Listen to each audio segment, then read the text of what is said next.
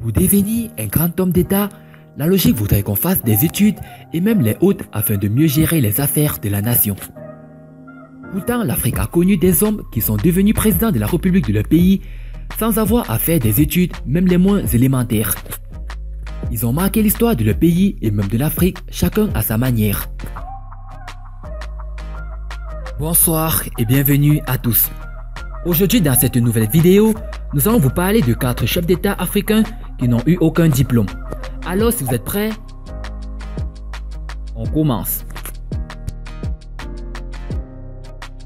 Avant de commencer, n'oubliez pas de vous abonner et d'activer la cloche de notification, car cela va vous permettre de ne pas manquer nos prochaines vidéos. C'est parti.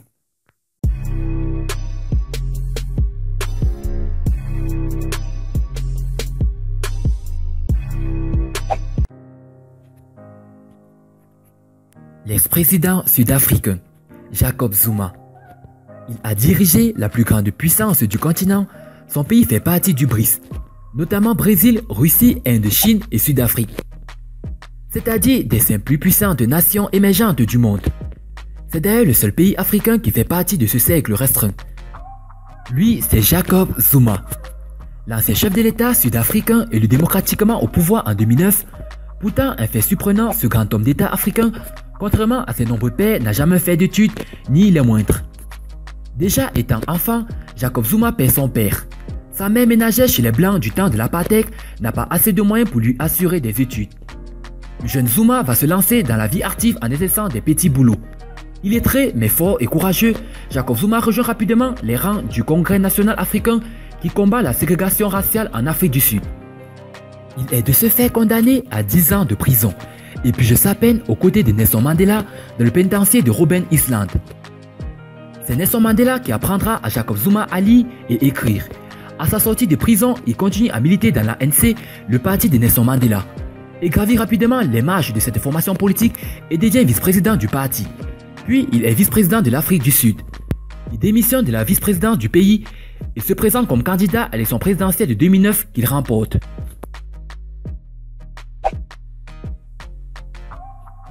L'ex-président ougandais Idi Amin Dada. Idi Amin Dada est né vers 1923 en Ouganda. Très tôt, il perd ses 2 parents et grandit aux côtés de ses oncles maternels où il exerce des petits métiers comme l'artisanat, mais surveille aussi du bétail. Idi Amin Dada est illettré mais très robuste, fort et très courageux. Ce sont ses atouts qui lui permettent d'intégrer l'armée coloniale britannique. De par sa bravoure, son efficacité sur le terrain, sa rigueur et sa discipline, il est très apprécié par ses supérieurs, ce qui va lui permettre de monter rapidement en grade au sein de l'armée coloniale ougandaise. Lorsque l'Ouganda devient indépendant en 1962, il est promu général de l'armée nationale. Amin Dada accentue son pouvoir en intégrant massivement des hommes de son ethnie au sein de l'armée nationale. Le 25 janvier 1971, il accède au pouvoir par un coup d'État et devient le président de la République à vie de l'Ouganda. Samuel Kanyando, du Libéria. Lui aussi n'a jamais été à l'école. Le président Samuel Kanyando, qui est très tôt orphelin de père et de mère, s'engage dans l'armée libérienne à l'âge de 18 ans. En 1979, il est sergent-chef.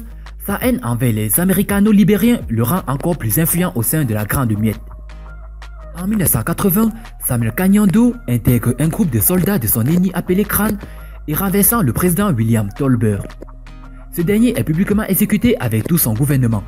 Samuel Doe prend le pouvoir et devient général de corps de l'armée et président de la République. La marginalisation des autres ennemis vont déclencher une rébellion menée par Charles Taylor qui va conduire à son exécution publique à Monrovia en 1990.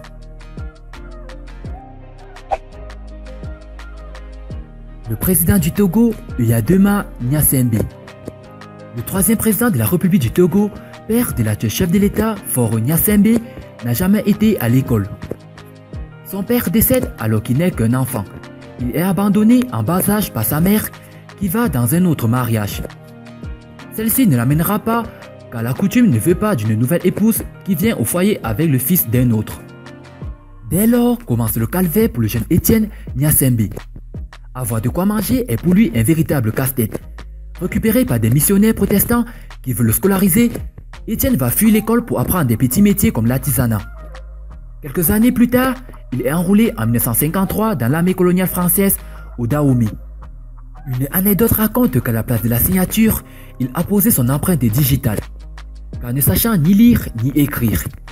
Il est retourné au Dahomey après les guerres, où il a servi durant une dizaine d'années en Indochine, en Algérie et au Niger, comme cuisinier avant d'être envoyé avec d'autres compagnons au Togo en 1962. Alors qu'il n'était que sergent-chef, il accède au pouvoir à la faveur d'un coup d'état militaire. Il va régner sur le Togo durant 38 ans jusqu'en 2005, date à laquelle il décède des suites de maladies.